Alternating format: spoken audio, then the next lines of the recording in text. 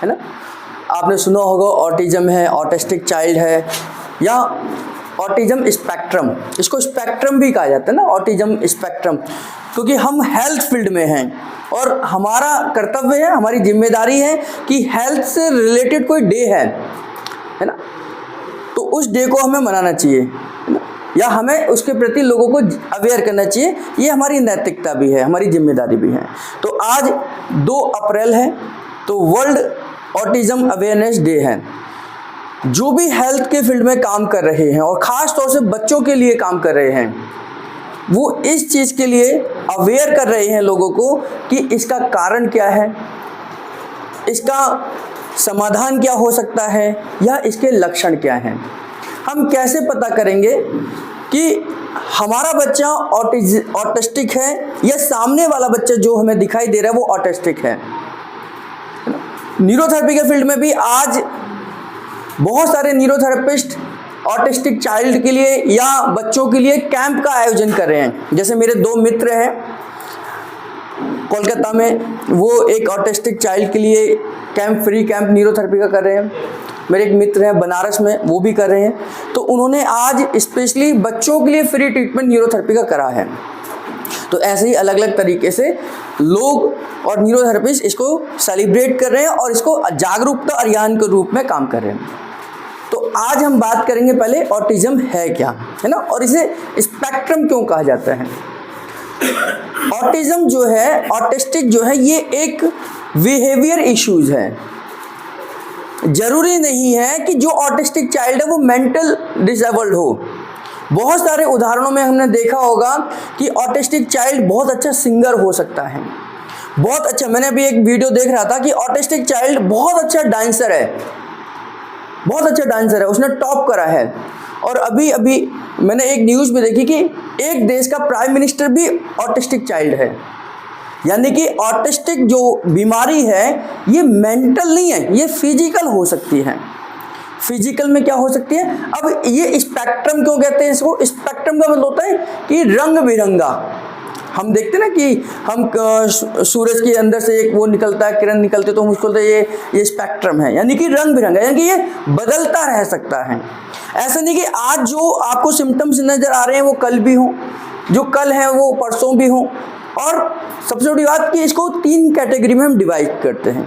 कई बार हमारे सामने जो बच्चा है हमें पता भी नहीं चलेगा कि वो ऑटिस्टिक है, और कई बार हमें बच्चे की हरकत से पता लग जाएगा कि ऑटिस्टिक है। जैसे अभी मैं कुछ दिन पहले एक पेशेंट को देखने गया, है ना, उनका बच्चा जैसे दौड़ता हुआ आया, उसने इधर उधर उठा पटक करने शुरू कर दी, है ना, चीज़ें फेंकना, तोड़ना फोड़ना शुरू कर दिया, मेरा मोबाइल, मेरी की इधर उधर फेंक दी। तो मुझे उनसे पूछने की ज़रूरत नहीं पड़ी, मैंने कहा ये ऑटिस्टिक चाइल्ड है। बोली हाँ हम इनका इलाज करा रहे हैं। यानी कि उसके बिहेवियर से मुझे पता चल गया कि ये ऑटिज्म का केस है। अब इसी ऑटिज्म में और सारी दिक्कतें आ जाती है जब उसमें और ज़्यादा कॉम्प्लिकेशंस हो जाएं। जैसे ADHD है। ADHD क्या है कि उसमें हाइपर एक्टिविटी और आ जाती है और अटेंशन लो हो जाता है, यानी कि उसका ध्यान नहीं लगता कहीं पर भी और वो तुरंत हाइपर एक्टिव होता है, कहीं टिक कर नहीं बैठेगा। तो ये उसमें और ज़्यादा कॉम्प्लिकेशंस हैं। और ज़्यादा कॉम्प्लिकेशंस क्या आ जाती हैं कि बहुत सारे बच्चे एंजाइटी हो जाती है, तुरंत किसी चीज़ को रिएक्ट करने लग जाते हैं, बेचैन होने लग जाते हैं। उसमें और क्या दिक्कतें आ जाती हैं कि अगर उनके मुताबिक कोई चीज़ ना हो, जैसे उनको कुछ चीज़ें फिक्स है, इनकी लाइफ स्टाइल फिक्स होती है, वो खाना भी एक तरीके का पसंद करते हैं, इनके अगर आपने फूड को चेंज करा तो वो उसको एक्सेप्ट नहीं करेंगे। साउंड कोई अजीब सी होगी तो वो रोना शुरू कर देंगे, है ना। कोई एक्टिविटीज ऐसी हुई जो उनको पसंद नहीं है तो वो उसके प्रति रिएक्ट करते हैं।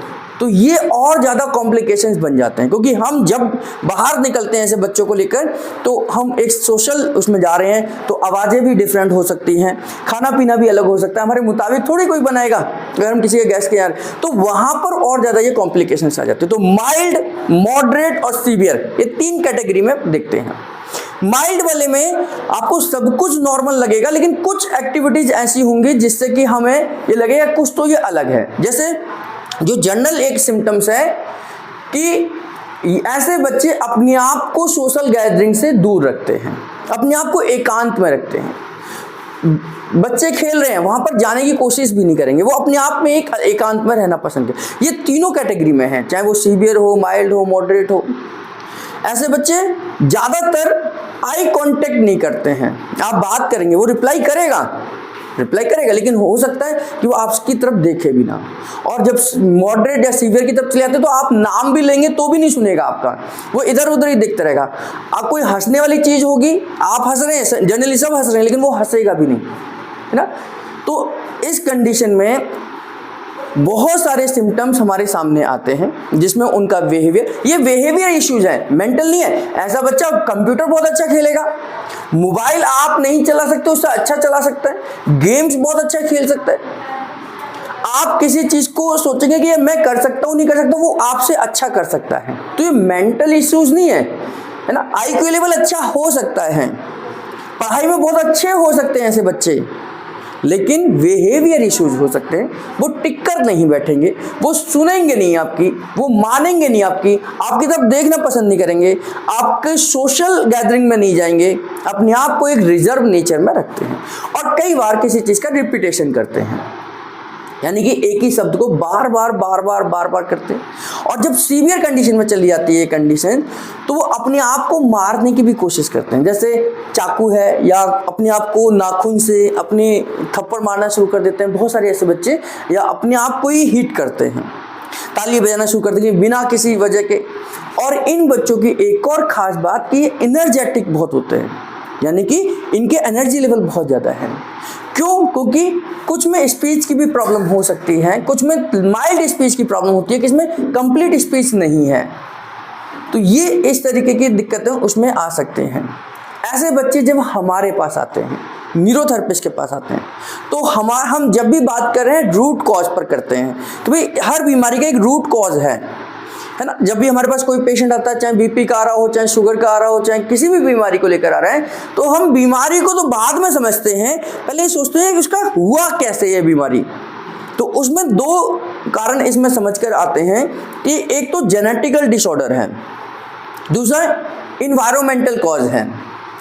जेनेटिक डिसऑर्डर का मतलब है कि जब वो बच्चा जन्म ले रहा था, यानी कि जब उसका फॉर्मेशन हो रहा था माँ के पेट के अंदर, तो वहाँ कहीं ना कहीं कुछ ना कुछ जेनेटिकल इश्यूज हुए। जेनेटिकल इश्यूज, इसको हम बोलते हैं मैन्युफैक्चरिंग डिफेक्ट। मैन्युफैक्चरिंग डिफेक्ट का मतलब है कि जब उसका निर्माण हो रहा है उस समय कुछ ना कुछ ऐसी चीज़ें, एक्टिविटीज़ होती हैं। अब उसमें माँ के ऊपर भी डिपेंड करता है कि उसका प्रेगनेंसी का जो ड्यूरेशन है, काल जो है, उसका टाइम पीरियड जो है वो कैसे बीता है। क्या माँ का डिप्रेशन में बीता है, बहुत ज़्यादा एक्साइटेड बीता है, बहुत ज़्यादा टेंशन में बीता है, प्रेगनेंसी के दौरान ईचिंग रही है बहुत ज़्यादा। तो गुरुजी इस पर रिसर्च करते हैं। गुरुजी कहते हैं कि जिन माँ को प्रेगनेंसी के दौरान ईचिंग रही है, स्किन डिजीज रही है, ऐसे माओ के बच्चे ऑटिस्टिक हो सकते हैं ना। उसमें उनका गॉल ब्लैडर जो है वो लो हो जाता है, यानी कि हाइपो कंडीशन में चला जाता है। इसलिए गुरुजी क्या करते हैं, बच्चों को 9 गॉल देने की कोशिश बोलते हैं कि हमें हाइपर एक्टिविटी में क्या करना है, 9 गॉल देना है। तो यानी कि और गॉल ब्लैडर जो है वो स्किन डिजीज में हाइपो कंडीशन में चला जाता है। तो प्रेगनेंसी के दौरान अगर माँ को स्किन डिजीज है तो होने वाला बच्चा ऑटिस्टिक हो सकता है।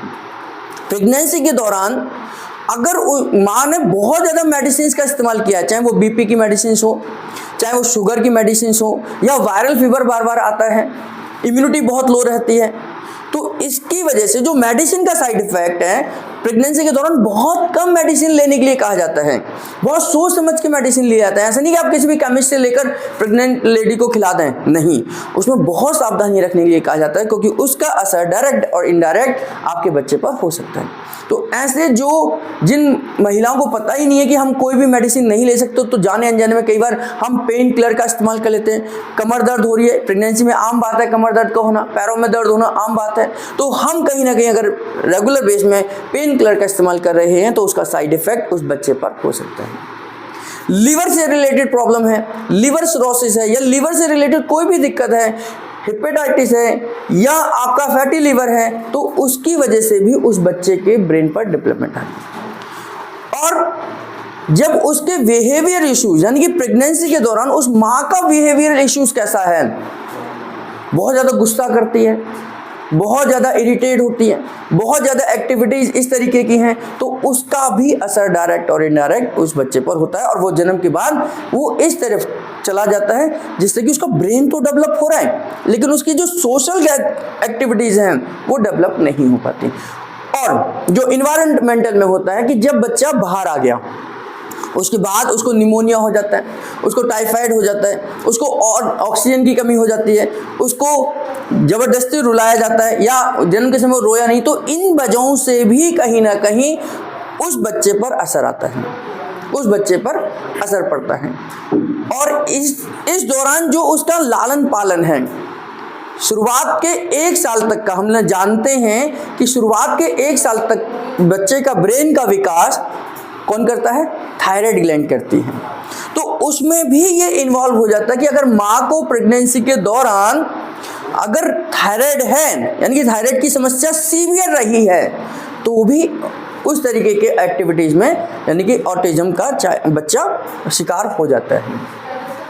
इसमें एक और कारण आता है कि 1 से 2 साल तक जो बच्चे की परवरिश है वो कैसी होती है। आजकल जो दिल्ली में सबसे बड़ी समस्या है वो न्यूक्लियर फैमिली की है। जो जितनी भी हाईटेक सिटीज़ हैं उनमें सबसे बड़ी समस्या और सबसे बड़ा कारण जो बच्चों में बीमार होने का है वो न्यूक्लियर फैमिली है। हस्बैंड और वाइफ और बच्चे, ये 3 लोग हैं। अब हस्बैंड जॉब पर, वाइफ भी जॉब पर, बच्चा क्या करे? या वाइफ काम करे तो बच्चा क्या करे? माँ काम करे तो बच्चा क्या करे? तो हम एक नॉर्मल रूटीन में ये सबके साथ होता है कि हम मोबाइल में, टीवी में उसे इन्वॉल्व करते हैं, तो उसका वन वे कम्युनिकेशन होता है। यानी कि अब मोबाइल में जो चल रहा है बस वही समझ आ रहा है, उसे रिस्पॉन्स थोड़ी करना है।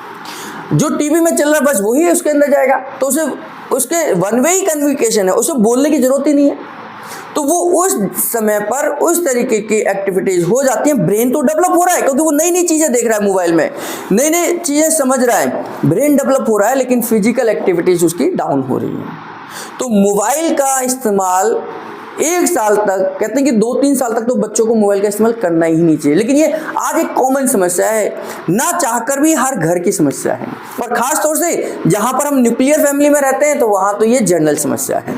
हाँ, जहाँ पर आपके चाचा, ताऊ, दादा, दादी सब रहते हैं तो कभी बच्चा इसने संभाला, कभी उसने संभाला, कभी उसने संभाला। तो पहले के ज़माने में कहते थे कि ये बड़ा कब हो गया पता ही नहीं चला, ये कहाँ किसके घर घर जाकर ये अपने आप ही बड़ा हो गया, है ना? क्यों? क्योंकि इतने सारे लोगों में वो घूमता फिरता है, सब कुछ करता है। और यहाँ न्यूक्लियर फैमिली है, ना ऊपर वाले का पता, ना नीचे वाले का पता, सामने वाले के घर में क्या हो रहा है हमें ये भी नहीं पता। तो इसका सबसे बड़ा कारण हमारा आजकल ऑटिज्म है और ये रेशियो धीरे धीरे बढ़ता चला जा रहा है। पहले 1000 बच्चों में एक आध कोई बच्चा ऑटिज्म का होता था, यानी कि 0.1% की बात कर रहे हैं हम, और आज 100 बच्चों में 2 बच्चे हमारे ऑटिज्म के शिकार हैं, यानी कि आज 2% के लेवल में हम पहुंच गए हैं। और आने वाले समय में रिसर्च ये कहती है कि ये 5% तक जाएगा। यानी कि अगर हमने जिस तरीके से न्यूक्लियर फैमिलीज का डेवलपमेंट हो रहा है, अगर इसी तरीके की एक्टिविटीज चलती रही या हमारी लाइफस्टाइल देर तक सोना, देर से सोना और सुबह 10 बजे तक उठना, खाना पीना उल्टा सीधा, जो हम फास्ट फूड पर जा रहे हैं, तो हमारी लाइफ स्टाइल बदलती जा रही है और उसका असर हमारी जेनेटिक पर पड़ेगा ही पड़ेगा, हमारी जीन्स पर पड़ेगा ही पड़ेगा। तो आने वाले बच्चे इस तरीके के बहुत ज़्यादा शिकार होंगे। इसमें न्यूरोथेरेपी की क्या भूमिका है ये थोड़ी सी समझने की ज़रूरत है कि जब न्यूरोथेरेपिस्ट के पास ऐसे केसेस आते हैं तो हमें रूट कॉज को समझना है कि उस बच्चे का कारण क्या है ऑटिज्म का, तो हम उन बच्चों पर काम कर सकते हैं। न्यूरोथेरेपी में आपकी जानकारी के लिए मैं आपको बताऊं, ऐसे तो आप लोगों को पता ही होगा, डॉक्टर लाजपत राय मेहरा जी को, जो कि 10वीं पास थे, हम उन्हें डॉक्टर इसलिए बोलते हैं क्योंकि उन्होंने बच्चों पर इतना काम किया, बच्चों के एक्टिविटीज़ पे काम किया, अलग अलग बीमारियों पे काम करा।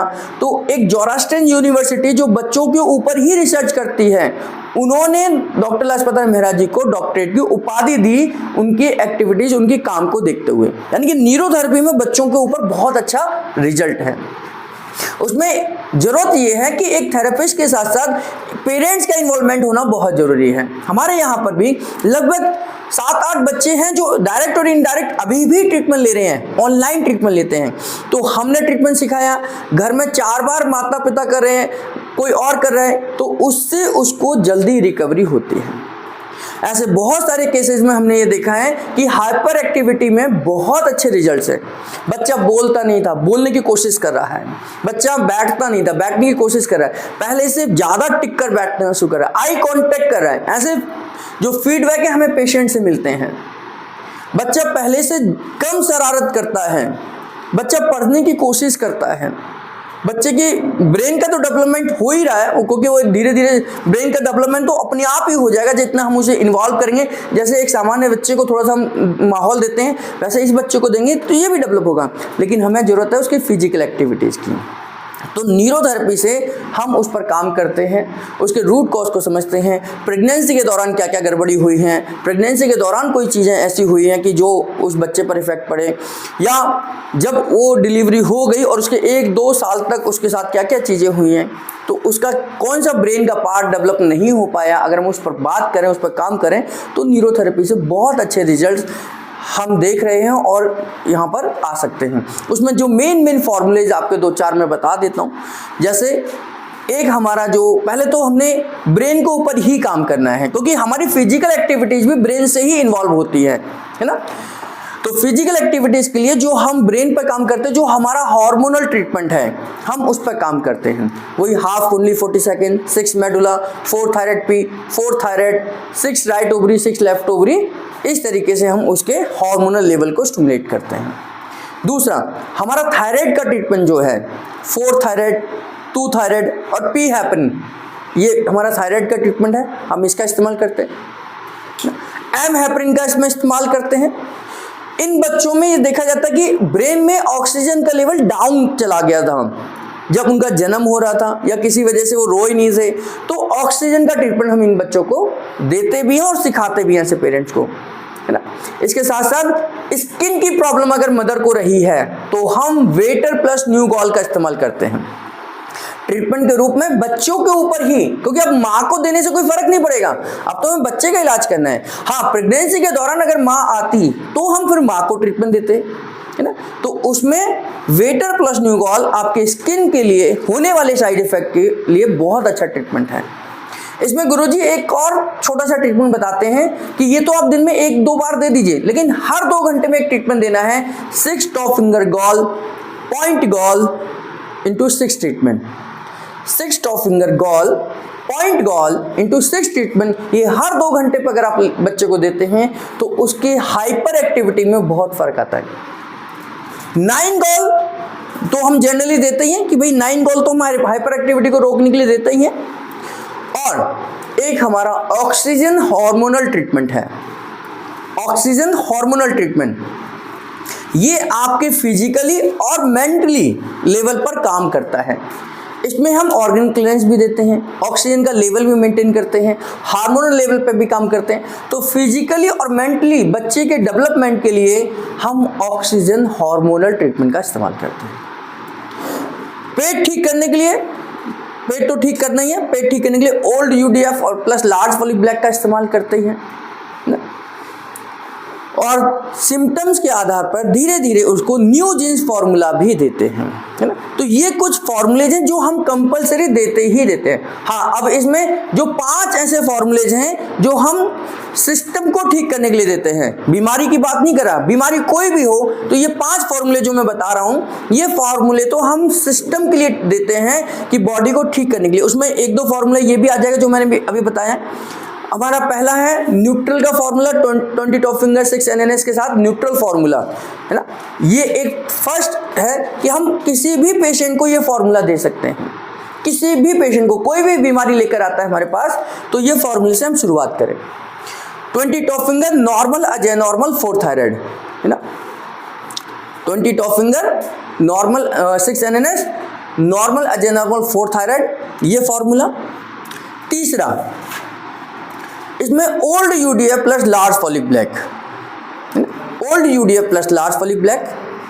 और उसके बाद जो हमारा है वो वेटर प्लस न्यूगॉल फार्मूला,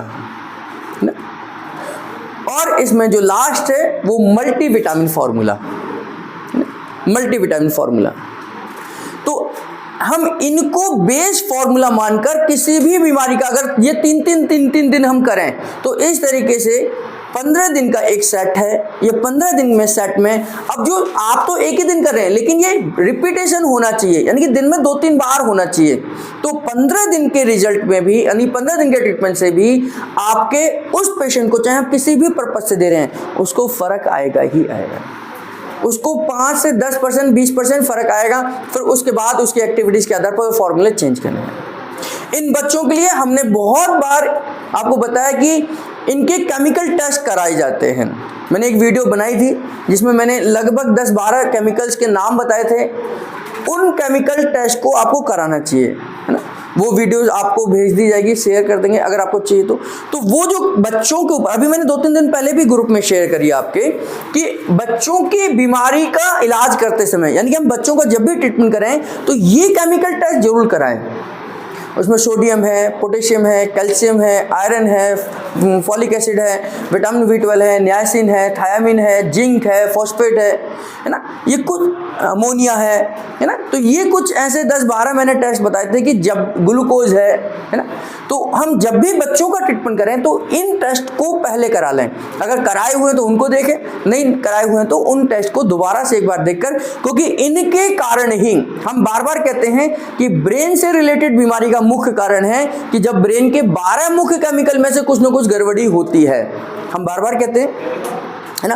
तो हमारे जब शरीर के अंदर खासतौर से ब्रेन और फिजिकल एक्टिविटी से रिलेटेड बीमारियां तब आती हैं जब ब्रेन के अंदर 12 मुख्य केमिकल गड़बड़ होते हैं।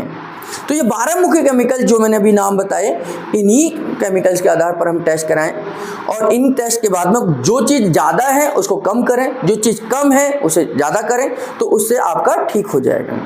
क्योंकि ऐसे बच्चों का जो फिट्स अगर आ रही है, एपिलेप्सी के दौरे हैं, है ना, तो ये इसमें इन टेस्टों का जरूर रोल होगा। अगर ऑटिज्म के बच्चों को फिट्स आया है या फिट्स के बच्चों को ऑटिज्म हो गया है ना, हमें ये होता है कि कई बार जो ऑटिज्म के बच्चे हैं उनको फिट्स के, यानी कि मिर्गी के दौरे पड़ते हैं, है ना। तो उस दौरे के कारण आपको इनमें से नजर आएगा कि कोई ना कोई केमिकल ज़्यादा होगा या कम होगा, तभी फिट्स आते हैं।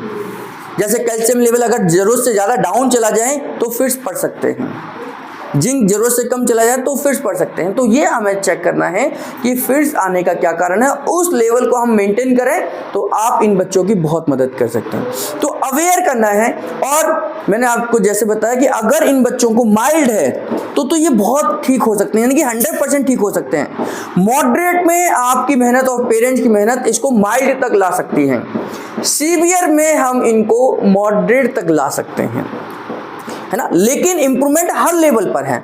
माइल्ड है तो 100% ठीक हो सकता है, मॉडरेट है तो माइल्ड में ला सकते हैं। माइल्ड में भी बहुत सारी चीज़ें आप देखकर बता ही नहीं सकते कि ये ऑटिज्म का केस है। और जब मॉडरेट है तो उससे तो बहुत बहुत ज़्यादा तकलीफों से, मतलब वो ये समझ लीजिए कि वो अलग ही दुनिया का व्यक्ति है। तो अलग इसलिए इसको बोलते हैं स्पेशल चाइल्ड, है ना। तो वो अपने आप में तो एक स्पेशल है ही, लेकिन हम उसमें जितनी उनकी मदद कर सकते हैं नॉर्मल लाने में, वो उतना हम काम करें, उसके सिम्टम्स पे काम करें, उसके रूट कॉज पे काम करें। और गुरुजी का नाम लेकर अगर न्यूरोथेरेपी का ट्रीटमेंट दें तो ऐसे बच्चों को बहुत इम्प्रूवमेंट आ सकता है। हमारे माध्यम से भी 5-7 बच्चे ट्रीटमेंट ऑनलाइन ऑफलाइन ले रहे हैं। जैसे USA में हमारे माध्यम से एक पेशेंट है, ऑस्ट्रेलिया में है, कुछ दिन पहले दुबई में हमारा एक बच्चे का इलाज हो रहा था। तो 5-6 कंट्रीज में हमने अपने यहाँ से ऑनलाइन कंसल्टेशन देकर उनको दे रहे हैं। पूजा जी देखती हैं, हेमंत जी देखते हैं, अशोक जी देखते हैं, तो अच्छे रिजल्ट्स उनको आ रहे हैं। और बनारस में जो हमारा सेंटर है वो स्पेशल बच्चों पे बहुत काम करता है। उन्होंने आज टारगेट रखा है कि कम से कम 300 बच्चों का इलाज करेंगे। मतलब उनका टारगेट है कि आज कम से कम 300 ऐसे बच्चों को जो स्पेशल बच्चे हैं, और वहाँ इम्प्रूवमेंट है, मतलब लगातार ट्रीटमेंट चल रहा है उन लोगों का। तो उसमें सालों से बच्चे ट्रीटमेंट ले रहे हैं और बहुत इम्प्रूवमेंट इन बच्चों को उन सेंटर पर देखा जा रहा है। तो इस तरीके से हम ऑटिज्म के बच्चों पर काम कर सकते हैं, न्यूरोथेरेपी से उन बच्चों की मदद कर सकते हैं। तो अपने आस पड़ोस में ऐसे कोई भी बच्चे अगर आपको ऐसा लगे कि कुछ स्पेशल है, अलग है, तो हम उनको न्यूरोथेरेपी को कुछ ना कुछ सिखाकर उनकी मदद कर सकते हैं कि भाई आप 21 दिन लगातार करिए, 1 महीने करके देखिए, 1 महीने करिए, 21 दिन लगातार करिए, सुबह दोपहर शाम करिए। अगर कुछ इंप्रूवमेंट आए तो फिर हम आगे बढ़ते हैं। और 101% अगर सही डेडिकेशन के साथ में, सही उसमें आपने सही उद्देश्य के साथ में आपने ट्रीटमेंट दिया तो रिजल्ट आपको जरूर मिलेगा। धन्यवाद।